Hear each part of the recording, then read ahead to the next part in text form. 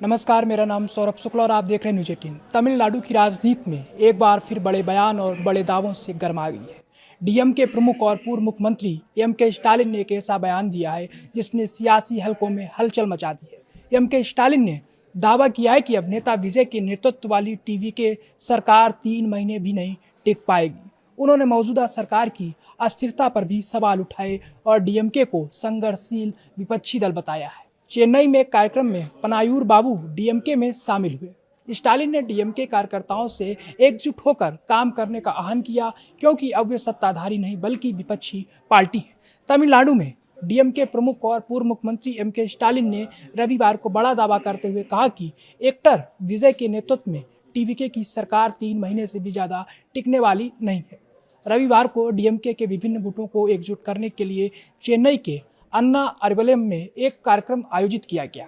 इस अवसर पर तमिलनाडु लिबरेशन टाइगर्स के पूर्व विधायक पनायूर बाबू एम.के. स्टालिन की उपस्थिति में पार्टी में शामिल हुए। साथ ही पनायूर बाबू ने स्टालिन को चांदी का राजदंड भेंट किया। कार्यक्रम में बोलते हुए स्टालिन ने कहा, मुझे आपको ये बताने की जरूरत नहीं है कि मौजूदा सरकार किस तरह की है। जब इस सरकार ने पदभार संभाला था तब मैंने कहा था कि मैं इस सरकार के बारे में 6 महीने तक कोई बात नहीं करूंगा, लेकिन अब आशंका है कि ऐसी स्थिति उत्पन्न हो जाएगी कि हमें 6 महीने से पहले ही बात करनी पड़ेगी। लेकिन ये सरकार इस सवाल के घेरे में चल रही है कि क्या ये 3 महीने भी टिक पाएगी।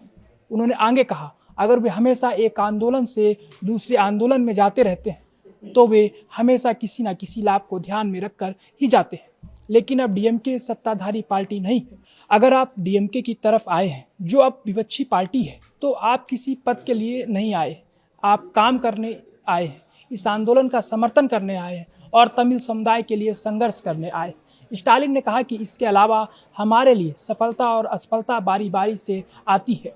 हम सफलता को अनदेखा नहीं कर रहे हैं, हम ये साबित कर रहे हैं कि डीएमके सदस्य वे व्यक्ति है जो असफलता से निराश हुए बिना निरंतर काम कर सकता है। उन्होंने कहा कि आपको यह नहीं भूलना चाहिए कि सरकार अब हमारी दया पर निर्भर है। हम चुनाव जीतने और डीएमके के नेतृत्व में सरकार बनाने के इरादे से गए थे।